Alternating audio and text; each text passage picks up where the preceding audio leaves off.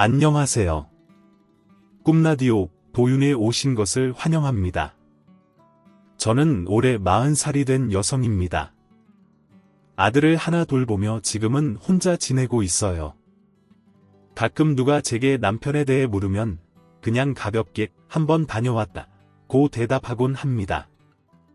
그런데 가끔은 제가 정말로 한번 다녀온 게 맞는지 헷갈릴 때가 있어요. 결혼 생활이 12년이 되었고 한 남자와 그 기간을 함께 했지만 저는 마치 2번 결혼한 것 같은 기분이 듭니다. 결혼 생활의 전반전과 후반전이 너무 달라서 저도 결국 달라질 수밖에 없었어요. 저는 경기도의 한 지역에서 대학을 나와 초등학생을 가르치는 학원을 운영하고 있습니다. 남편도 동생도 올케도 다 같은 지역 동창이었고요. 어릴 때부터 한 달이 건너면 아는 사이일 만큼 얼굴은 익숙한 사람들이었어요. 저희 동네에는 과수원을 운영하는 사람들이 많아요. 부모님도 1000평이 넘는 과수원을 운영하시면서 시내에서 과일 도매상을 하셨어요.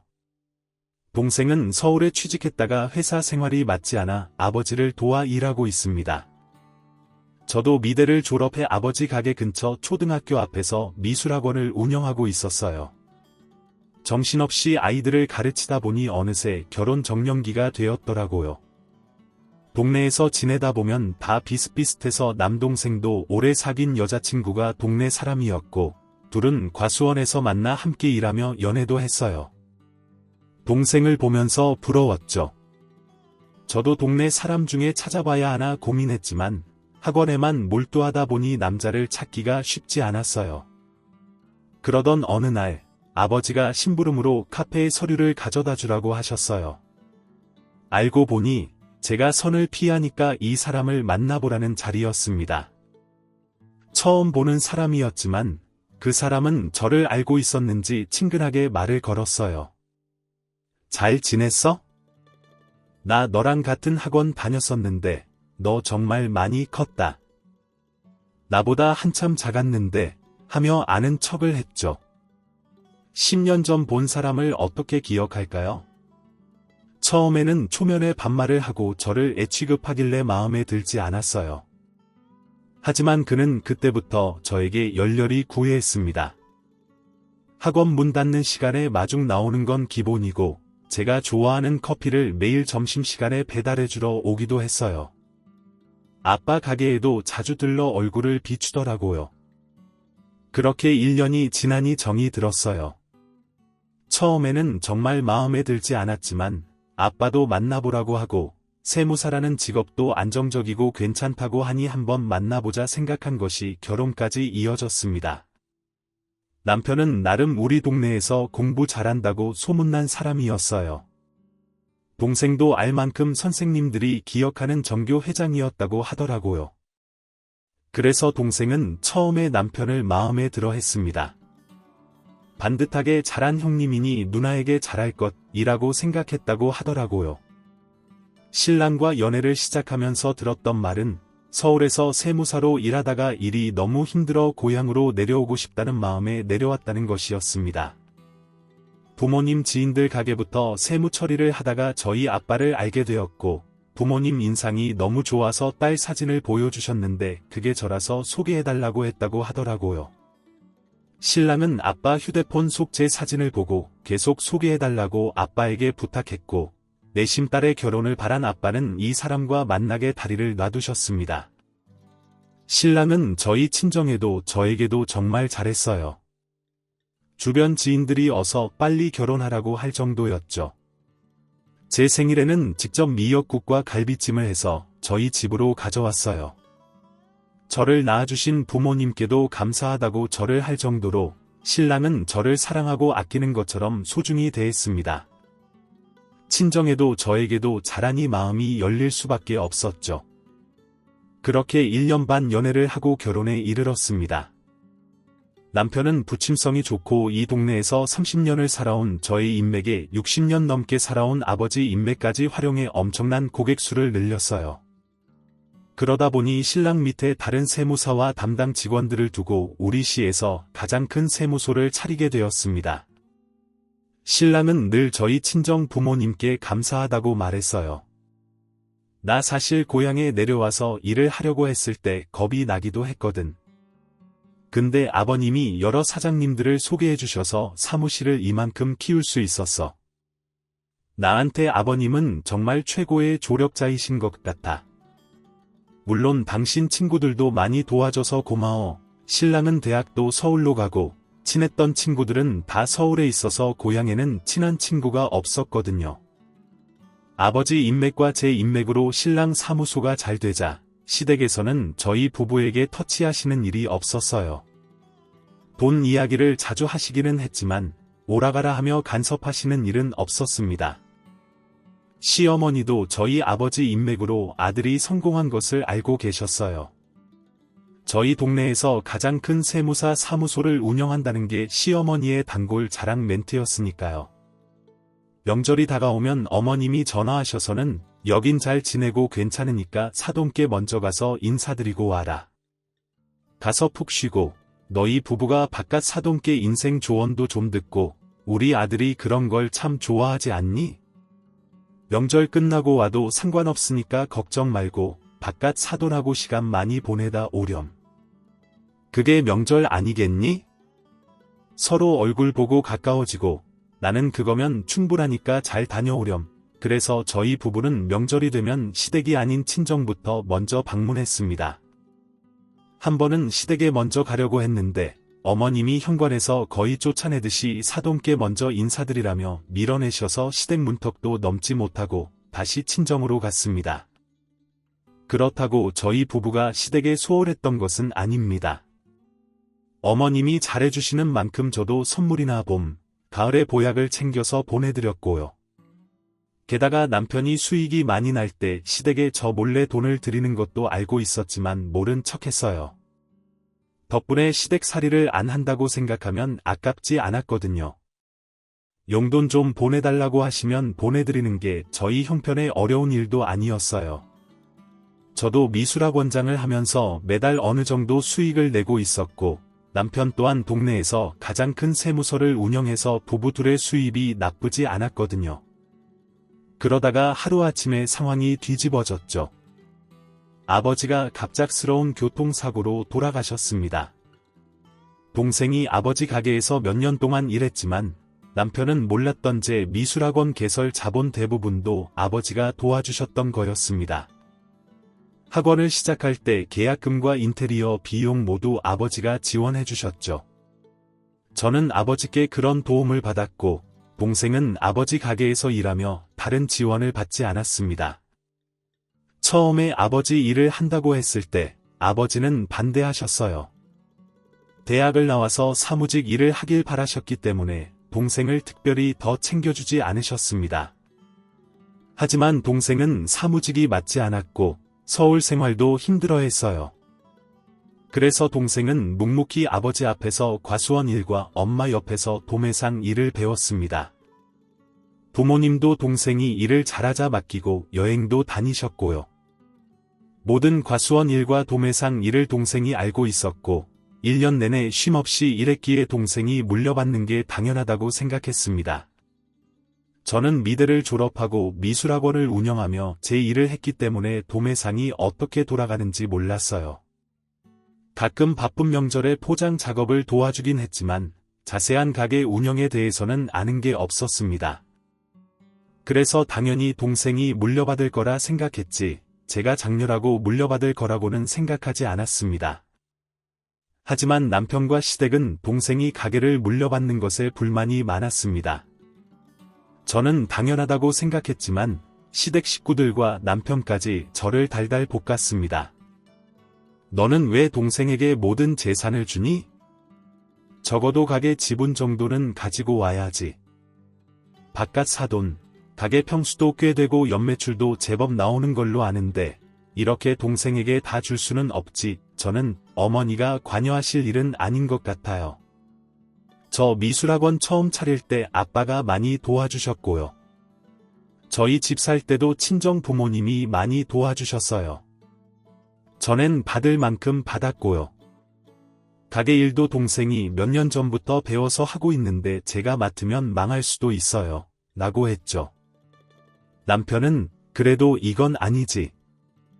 내가 연매출을 아는데 당신도 지금부터라도 가서 일해. 미술학원 접고 아버지 일 물려받는 게 더 많이 벌 것 같아. 아니면 동생한테 연매출의 20% 정도는 우리에게 현금으로 달라고 해. 내가 따로 처리해 줄게. 라고 했습니다.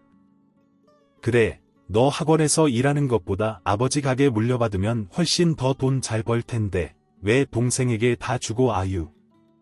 멍청하게 아깝다. 아까워? 그깟 학원이 뭐라고? 시어머니와 신랑은 저에게 이게 몇 평이래. 명의를 왜 다 동생 이름으로 해주는 거냐. 연매출이 얼만데 몇 프로는 달라고 해라며 사람을 귀찮게 했습니다. 특히 시어머니는 시댁에 돈 들어갈 일이 생기면 동생에게 가게를 주지 않았어도 그 돈으로 시댁 식구들을 도와줄 수 있는데 바보처럼 동생에게 뺏겼다는 식으로 말했어요. 거기에 제가 하는 일이 돈도 안 되면서 미련하게 붙잡고 있다는 식으로 말하니 화가 났습니다. 처음에는 듣고 흘렸지만 계속 듣다 보니 짜증이 나더라고요. 신랑은 계속 동생이 일하는 가게에 가서 일을 배우는 게 어떻겠냐며 제 일을 관두고 동생 가게에서 일을 배우라고 했습니다. 내가 나가봤자 일도 잘 모르고 올케와 동생이 잘하는 가게에 내가 왜 가냐고 소리쳤어요. 신랑도 돈하며 저에게 재산 타령하는 걸 보니 시어머니랑 똑같았습니다. 신랑은 학원을 관두고 가게에서 일하면서 지분을 가지길 원했어요. 그때부터 신랑은 달라지기 시작했어요. 저를 봐도 더 이상 웃지 않았고 저를 자기 재산도 못 지키는 바보 취급했어요. 신랑 입장에서는 연매출도 잘 알고 있으니 욕심이 날 만했겠지만 제가 동생에게 가게를 준다는 것에 자꾸 화를 내니 기분이 나빠지더라고요. 그래서 저도 생색을 좀 내봤죠. 당신 세무서 이전할 때 아빠가 인테리어 하라고 돈 주셨잖아? 돈 잘 받았으면서 왜 동생이 가게 물려받는 걸 이렇게 티나게 싫어해? 나도 시댁 재산 가지고 당신 앞에서 계속 이야기하면 좋겠어. 그러자 남편은 한 발짝 물러서며 말하더라고요. 당신 말도 맞지만 내가 매출을 아는데 속상하지. 진짜 동생한테 다 줄 거야? 당신 동생도 너무해. 그 많은 매출을 혼자 독식하고 이기적이야. 이번엔 넘어가지만 나중에 과수원 재산 받을 때 그러지 말자. 꼭 나랑 상의해. 알았지? 남편은 제가 아버지 가게를 동생에게 물려주는 걸 나쁜 일처럼 대했습니다. 아버지 가게를 아버지의 아들이 물려받는 건데 왜 남편이 속상해하는지 이해할 수 없었어요. 동생이 신랑 눈치를 보며 선물을 사줘도 고맙다는 말 한마디 하지 않았어요. 그냥 동생이 가게를 물려받았으니 이 정도는 해야 한다고 생각하는 것 같았습니다.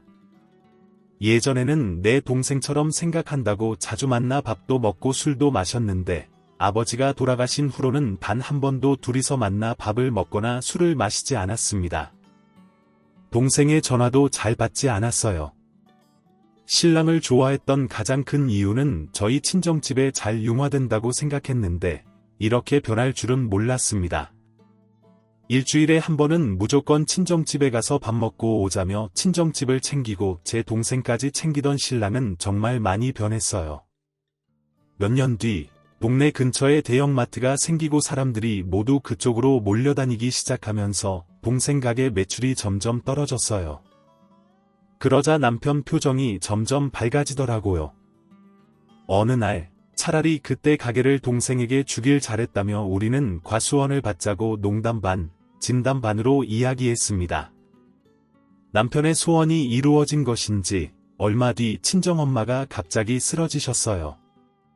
서울에서 뇌출혈 전문 병원에서 수술을 받으시고 입원 중이셨어요. 저는 기차를 타고 왔다 갔다 하며 동생과 교대로 엄마를 간병했습니다. 저 또한 수업이 있어서 매일 갈 수는 없었어요. 간병인이 있긴 했지만 아버지가 돌아가시고 엄마마저 돌아가실까봐 마음이 많이 힘들었습니다.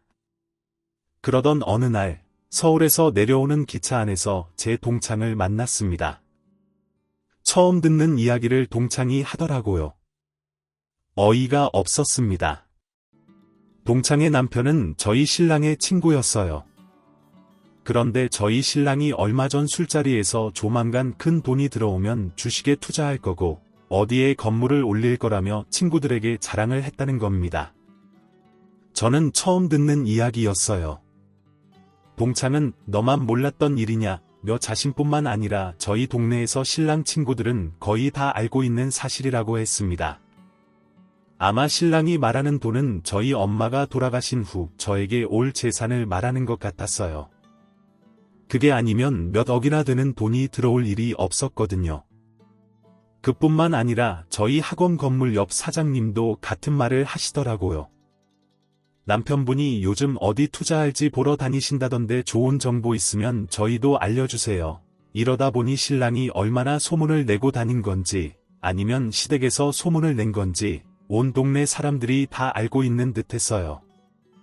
저는 정말 기분이 나빴습니다. 시어머니도 저희 집 재산에 대해 말을 하셨습니다. 나 이사 가고 싶은데 돈 모은 거 있거나 돈 생기면 좀 보태다오. 요즘 신축 아파트가 그렇게 좋다더라. 나도 더 늙기 전에 새 아파트에서 한번 살아보고 싶구나. 늙을수록 병원 가깝고 걷기 좋은 곳에 살아야 돼. 저는 듣자마자 숨이 턱 막혔어요. 저희 엄마는 지금 중환자실을 왔다 갔다 하는데 저런 소리를 하는 시어머니를 보니 기가 찼습니다. 저는 이런 시어머니와 말을 하기도 싸우기도 싫었습니다. 그냥 무시하고 싶었어요. 시댁 식구들에게 점점 정이 떨어졌습니다. 시어머니는 겉으로는 저희 어머니가 쾌차하시길 바란다고 말하면서도 친정 재산을 제가 가져오길 혹은 자기 아들이 가져오길 바라는 듯한 말을 하셨습니다. 석 달이라는 시간이 흘렀고 엄마의 병세는 차도가 없고 점점 야위어 가셨어요. 사실 엄마 상태가 좋지 않다는 것도 알고 있었고 의사 선생님도 준비하라는 말을 하셨습니다. 하지만 아직 엄마가 돌아가신 것도 아닌데 저희 부모님 재산을 본인 재산처럼 생각한다는 것도 정말 열이 받았어요. 거기에 신랑은 최근 몇 달 동안 바쁘다는 핑계로 엄마 병문안조차 오지 않았습니다. 당시엔 이번 주에는 엄마 병실에 한번 와봐야 하지 않아 어떻게 3개월 동안 한 번도 안 오는 거야. 당신 우리 엄마한테 너무 하는 거 아니야. 그러자 남편은 내가 집에서 노는 사람이야. 내가 놀고 싶다 하면 놀고 그렇게 하면 사무소 망해. 요즘 세금 문제로 바쁜 거 알잖아. 당신이 늘 알아서 잘 가는데 왜 나까지 가야 돼. 말은 이렇게 하면서 신랑은 하루 월차 내고 고등학교 동창들 모여서 골프 치러 가더라고요. 정말 화가 났어요. 그것도 저 엄마 병원 간 날 저에게 말도 안 하고 말이죠. 이것도 동창이 말해줘서 알았네요. 동네가 좁다 보니 웬만한 정보는 제 귀에 알아서 들어왔거든요. 남편은 항상 돌아가신 친정아빠 인맥이 대단하다. 그 소리만 하며 살았지. 저도 이 동네 토박이고 주변에 아는 사람만 몇 명인데 그런 점을 깜빡 잊고 사는 것 같더라고요.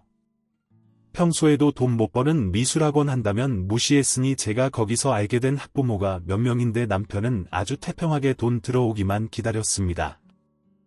그렇게 콩고물에만 관심이 있으니 너무 괘씸하다고 생각이 들었어요. 저희 올케도 동생도 일주일에 3번씩 번갈아 가면서 가게 일을 하면서도 엄마 병문안을 왔어요. 그리고 아이 키우면서 바쁜데도 늘 엄마가 먹을 수 있는 죽을 반찬을 해서 가져다 드리고 저 힘들까봐 동생은 기차역에 마중 나와서 집까지 태워주고 했습니다. 그때마다 저는 나 택시 타고 가면 되는데 매번 데리러 안 나와도 돼. 내일도 새벽에 일어나서 가게 열어야 하잖아. 이제 이러지 마.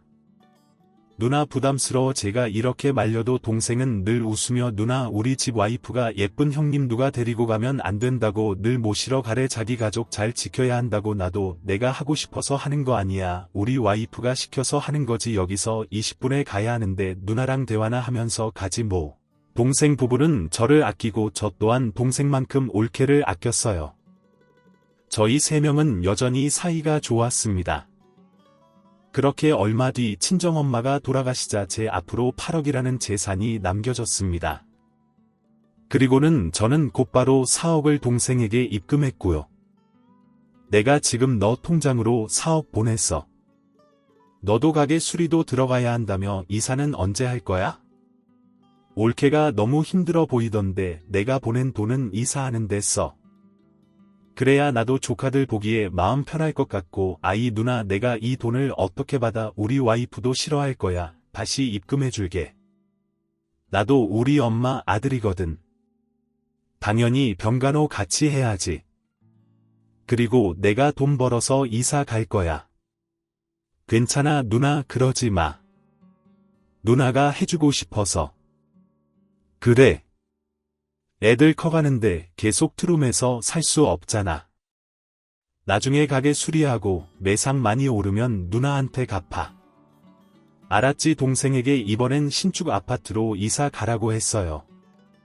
동생은 처음에는 말도 안 된다며 거절했지만 아이도 커가면서 돈도 많이 들고 아버지 가게 또한 경기를 타서 예전만큼 매출이 안 나오는 걸 알고 있다며 동생과 올케에게 엄마가 가시는 길까지 끝까지 책임지고 돌봐줘서 고맙다고 그 대가로 빌려주는 거라고 했습니다. 동생도 상속을 받긴 했죠.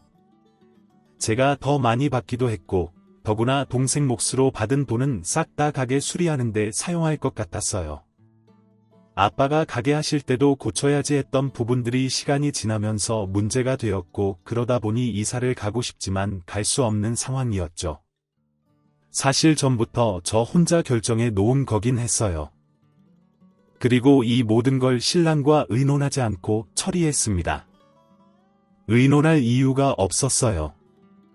저희 부모님 재산을 받은 거고 엄마가 마지막 가실 때까지 병문안 한 번 안 온 신랑이 욕심내는 건 아니라고 생각했습니다. 저희가 다 한 동네에 살다 보니 소문이 나더라고요. 신랑은 왜 유산으로 받은 재산을 자기에게 주지 않고 마음대로 4억이나 동생 이사 가는데 보탰냐고 따졌습니다. 너는 부부가 돼서 재산을 의논하고 써야지 왜 너 맘대로 사용하는데 당장 처남한테 받아와 사촌도 아니고 세상에 4억을 주는 누나가 어딨어? 그 돈으로 뭐 할 건지 다 정해놨는데 당장 다시 받아와 남편의 그런 반응은 충분히 예상했어요. 그래서 저도 침착하게 이야기했죠. 당신이 엄마 아플 때 한 번이라도 와서 도움을 준 적이 있어. 아님 내가 기차역에 내렸을 때 와서 데리러 온 적이 있어. 그냥 택시 타고 와라. 나 피곤하다 알아서 해라 이런 말만 했잖아. 내 동생이랑 올케가 매주 3번씩 서울까지 왔다 갔다. 애들 데리고 병문안 가고 반찬해서 나려고 애써 그 정도 주는 거 당연한 거야. 그러자 남편이 벌떡 일어나더니 나도 처음에는 잘했어. 하지만 일이 바쁜 거 어떡하니? 나는 모처가 식구들에게 못해서 당신 유산 받았다고 지금 생색내는 거야. 당신 멋대로 4억이나 썼으니 당장 내 집에서 나가. 그렇게 당신 마음대로 살고 싶음. 나가서 마음대로 살아. 그러면서 저보고 나가라며 삿대질을 하는데 저도 열이 받았죠. 아니 우리 아빠 엄마 재산이고 우리 동생 지금 투룸에 사는 거 알잖아. 나 학원 할 때 아빠 도움 받았고 그걸 내가 동생 도와준다는데 자기가 왜 난리야? 제가 학원 얘기를 꺼내자 남편이 피식 웃으며 학원 그거 돈 얼마 된다고 너 심심풀이용으로 하는 거잖아. 그게 연매출이 과일이 가게만큼 나와 안 나오잖아. 그런데도 가게에 뺏겨 거기에 돈까지 동생에게 줬다고 내가 너랑 뭐하러 사냐 당장 나가라 하면서 저를 쫓아냈습니다. 아주 현관문까지 걸어 잠그고 저에게 호통을 치길래 상종하기가 싫어서 나왔어요. 솔직히 저도 신랑 얼굴 보기가 싫었습니다. 본인이 잘못한 거는 생각하지 않고 시부모님 재산 받은 걸로 제가 제 동생 준 것도 아니잖아요. 그런데 이렇게 화를 내면서 집에서 나가라고 소리치니 어이가 없었습니다. 부모님도 돌아가시고 신랑이랑 더 이상 살고 싶은 생각도 없었어요. 생각을 정리하기 위해 집을 나가는 게 맞다 생각 들어서 집을 나왔습니다. 동생 뒤에 들어갈까 학원에서 지냈는데 아무래도 같은 동네다 보니 소문을 들었는지 저를 찾아왔습니다. 동생은 괜히 돈 때문에 싸우지 말라고 대출받아서 이사 가면 되니까 걱정하지 말라며 돈을 돌려주겠다고 하더라고요. 동생은 제가 이렇게 쫓겨나게 된 게 다 자기 탓이라며 정말 미안했습니다. 그래서 제가 동생에게 걱정하지 마. 나 그 사람이랑 이혼할 거야. 저렇게 내 재산을 밝히는 놈이랑은 못 살아. 우리 엄마 재산은 내 거지 신랑 게 아닌데 우리 시댁이나 신랑이나 다 자기 걸로 생각하더라. 누구 덕분에 지금 자기가 사무실을 차렸는데 나 이혼할 거야. 그날 동생에게 나 이혼할 테니 걱정하지 말고 돈 돌려주지 말라고 신신당부를 했습니다. 그날 저녁 혼자 미술학원에서 자려고 누웠는데 올케가 찾아왔습니다. 오자마자 눈물을 뚝뚝 흘리면서 언니 그러지 말아요.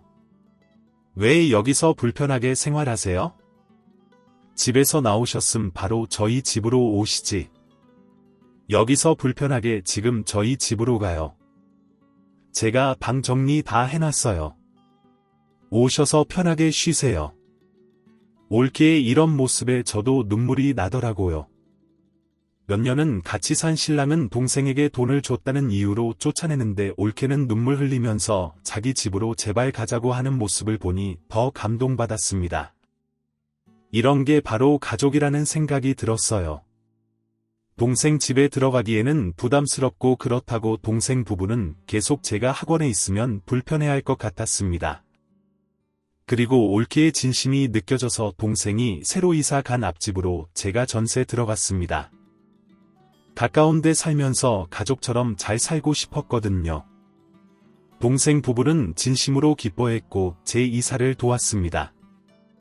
부모님이 돌아가시고 저도 마음 붙일 곳이 필요했는데 동생네는 그런 저를 알뜰히 챙겨줬어요. 그 사이 시어머니도 학원으로 찾아왔습니다. 너는 왜 네 마음대로 유산을 동생에게 주니? 그런 이야기를 내가 남한테 들어야겠어? 나도 그 아파트 들어가고 싶었는데 왜 동생만 해주니? 나도 그 아파트 들어가야겠으니 나머지 재산으로 내가 살 아파트도 장만하렴. 그래서 제가 어머니 저희 부모님이 남겨주신 돈이에요. 왜 그걸로 시댁을 사드리나요? 아 저희 이혼할 거라서 이제 저랑 남이신데 이렇게 찾아오지 마시고요. 나가세요. 제가 나가시라고 자리에서 일어나자. 어머님이 대뜸 네가 그렇게 뻣뻣하게 나오고 잘못을 했는데도 인정을 안 하니 남편한테 쫓겨나지 시엄마한테 하는 말 봐라. 정말 너 나한테 이렇게 굴면 이혼하라고 할 거야. 그래서 제가 네 그러세요. 저도 더 이상 그 사람이랑 살고 싶지 않아요. 저희 집 재산이라 밝히는 사람들이랑 저 또한 가족으로 묶여서 살고 싶은 생각은 없습니다. 시어머니가 다녀가고 나서 신랑도 찾아왔습니다. 학원으로 들어오진 못했지만요.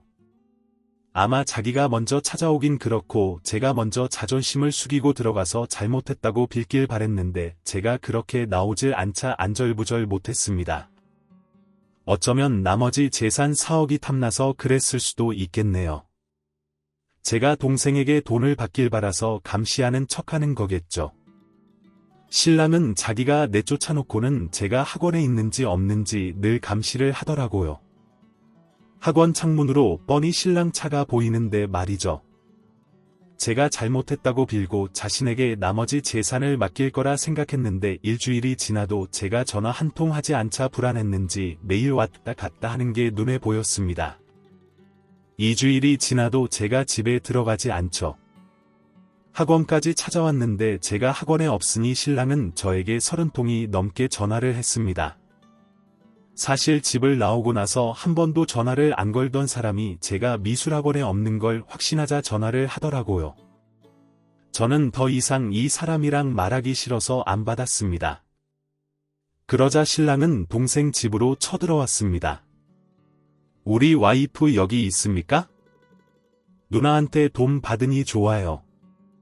그래도 그렇지 4억이라는 돈을 그냥 받으면 됩니까?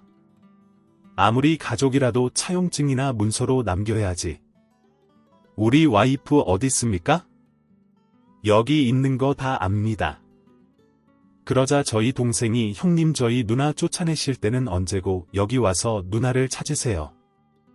누나한테 사과하러 오신 것도 아닌 것 같은데 그냥 집으로 가세요. 근데 남편은 돌아갈 생각이 없더라고요.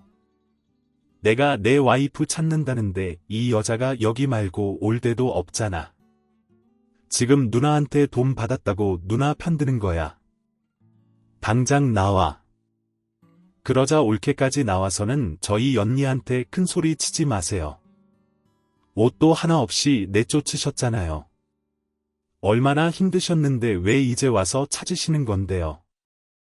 그렇게 어이없는 말로 동생을 괴롭히는 신랑의 목소리가 옆집인 저희 집까지 들렸습니다.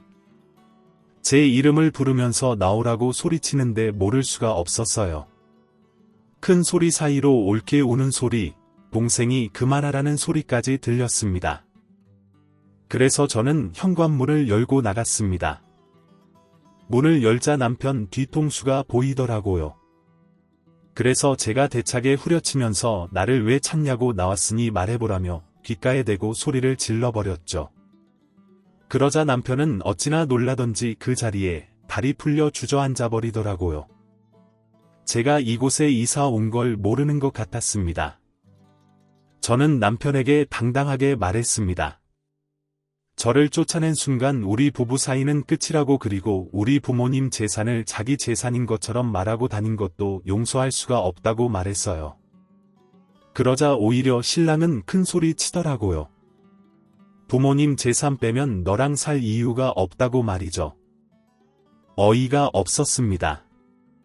신랑은 솔직히 저희 아버지가 살아가셨을 때는 정말 잘했어요.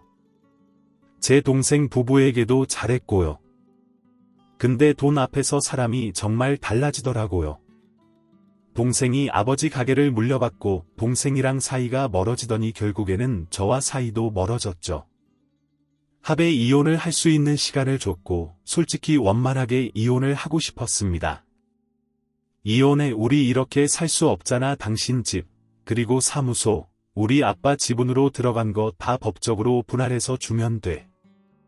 그러자 남편이 코웃음을 치며 그래 나도 너희 집안 재산 때문에 너랑 살았는데 그렇게 네 마음대로 쓸 줄 알았음 진작에 이혼했어. 시어머니한테도 무례하게 굴고 나도 질린다. 정말 너한테 재산 빼고 나면 남는 게 뭐니? 그렇기 전엔 변호사를 바로 선임하고 재산 분할에 들어갔습니다. 사실 제 생각보다 많은 지분을 받아서 전세로 산 동생 앞집을 그냥 자가로 구매했습니다. 아버지가 남편 사무실 차릴 때 도와준 거 그리고 저희 부부가 산 집을 반으로 나누니 생각보다 큰 금액이 되더라고요. 원래 집을 처분하고 이혼 소송 들어간다는 소문이 동네에 났습니다. 창피하거나 그런 건 없었어요. 별거 한다는 말은 이미 다 퍼진 상태였으니 그 상태로 다시 합쳐 지내는 게 더 창피한 거죠. 솔직히 저는 타격 입은 게 없었습니다. 학원이야 이혼과 상관없이 잘 운영했어요. 하지만 신랑이 일하는 세무서는 완전 타격을 입었습니다. 동네 안에서 소문이라는 게 참 빠르더라고요. 장인 장모 세상 떠나자마자 사람이 바뀌었다면서 당연히 좋은 소리가 나오진 않았죠. 동네 주민들 즉 저희 부모님과 인연이 있었던 분들은 저희 이혼 소식을 듣고 바로 거래를 하지 않는다고 통보를 했습니다. 내가 너희 아버지랑 60년 지기인데 사위라고 해서 일을 맡겼더니 내 친구 딸 아이를 버리고 혼자 잘 살려고 한다니 바로 거래를 끊었다. 아마 나 같은 아버지 지인들 많을 거야. 힘든 일 있으면 말해다오. 아빠 친구분들이 저에게 연락이 와서 그런 놈은 혼내줘야 한다며 거래를 하지 않겠다고 하신 겁니다. 애초에 저희 친정아빠 인맥으로 쌓은 고객들인데 저랑 끝났으니 그 고객들과도 이젠 끝인 거죠. 거기에 친정아버지가 살아계실 때는 잘하더니 장모님이 아프시자 바로 나 몰라라 하면서 유산만 챙기려 했다는 소문이 나자 아버지 지인들은 아무도 신랑과 거래를 하지 않았습니다. 그리고 제 지인들 또한 자세한 내막을 알고는 다들 신랑 사무실에 더 이상 일을 맡기지 않았어요. 우리 신랑에게 이야기 들어서 우리 가게도 너희 전 신랑 세무서에 일을 맡기지 않을 거야. 어떻게 사람이 그래? 정말 치사하고 뻔뻔하다.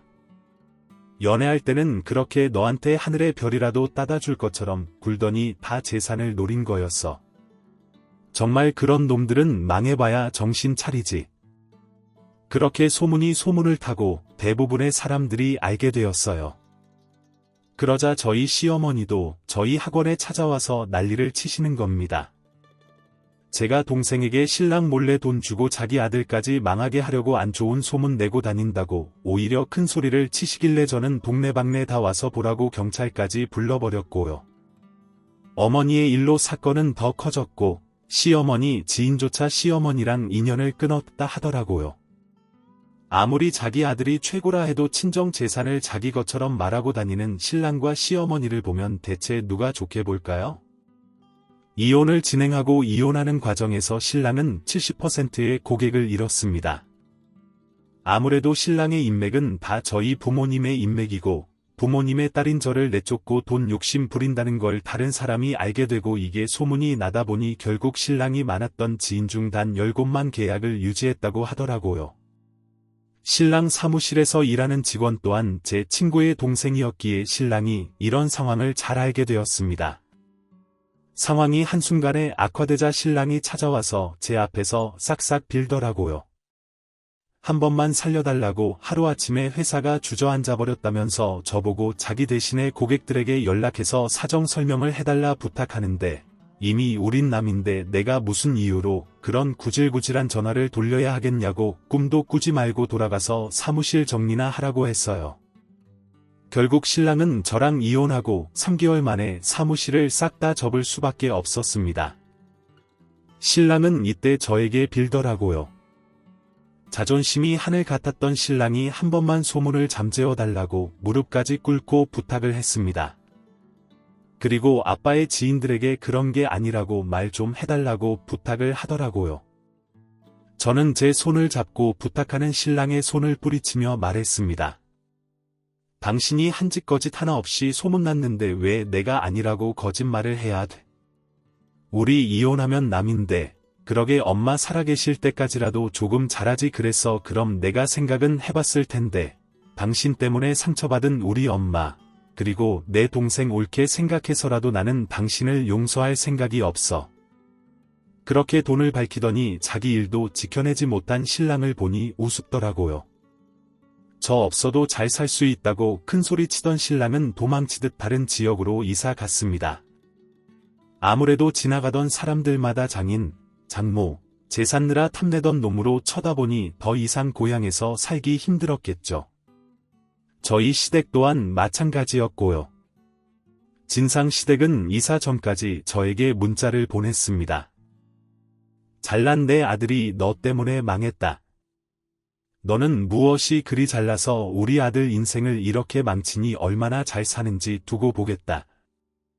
우리 아들 인생이 너만 안 만났어도 이렇게 되지 않았을 텐데라고 악담의 문자를 보내시더라고요. 그래서 저 또한 마지막으로 시어머니께 문자를 보냈어요. 어머니의 잘난 아들이 친정 부모님께 받은 만큼 잘했다면 이런 일 없었을 겁니다. 아들 빌부터 사시면서 며느리 유산에 숟가락 얹으려 하지 마시고 어머니 능력으로 돈 버세요. 다시는 연락하지 마세요. 신랑이랑 이혼을 하고 저는 동생네랑 옆집에 살면서 제 학원을 하며 동생이랑 올케랑 즐겁게 살고 있습니다. 어릴 때부터 사이가 좋았지만 부모님이 돌아가시고 나서 서로 의지할 곳이 우리들 뿐이라는 걸 더 잘 알게 되어서 올케도 친여동생처럼 생각하고 잘 살고 있어요. 제 긴 사연 읽어주셔서 감사합니다.